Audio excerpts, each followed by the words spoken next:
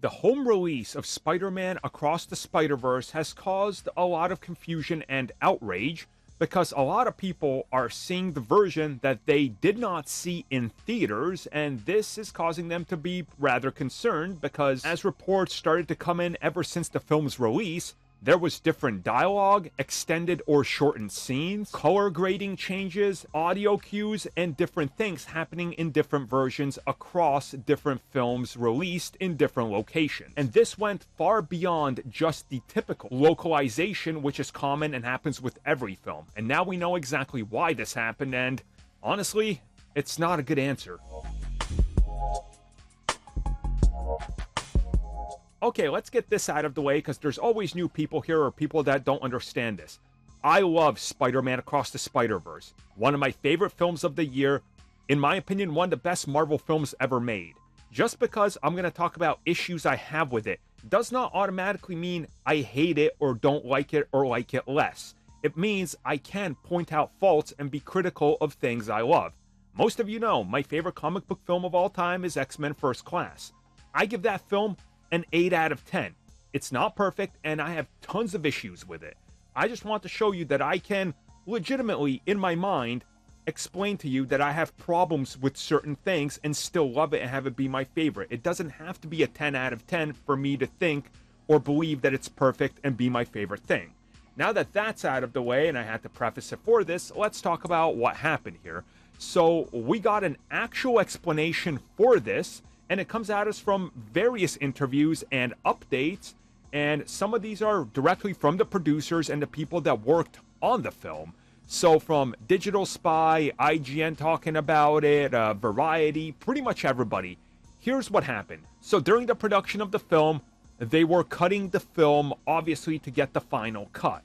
And as different locations have different deadlines for when the film has to be in because it has to be screened, again, this is very normal, they then sent out copies. But during the continued production of it, they continued to edit the film, and then a small edit gets made here or there, a track moves slightly, different line of dialogue was inserted, and then that would get sent somewhere else. These were the copies that ended up going to different locations. So Europe, specific locations in the Middle East, Asian territories, the Americas. Sometimes it was close one-to-one, sometimes it was very different.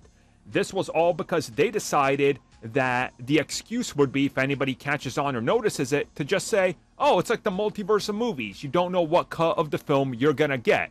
So we're just gonna work till the 11th hour to get the version we want out, and then once the home release comes out, here's your definitive copy. Sure, it's not the one you saw, but hey, the multiverse effect, right?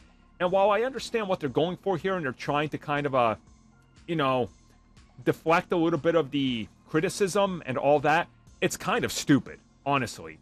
What they're admitting here is that they were rushing the project out the door to meet the deadline, and they used this essentially as an excuse for not having it done.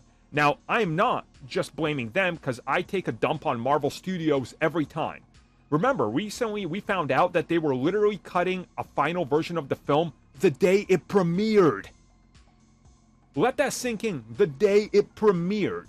So this is becoming more commonplace, and it's problematic because sometimes we're seeing this in live action where the effects even aren't done, or completely different scenes play out in different theaters, or they're patching them. That's problematic. There should be one version of the film, and that's the version of the film you send out. So either delay the film slightly and get it in unison worldwide, or you're going to have problems like this on your hand that pisses a lot of people off. Especially removing dialogue between Miles and Gwen that was kind of important. Things like that just irk the fans even more.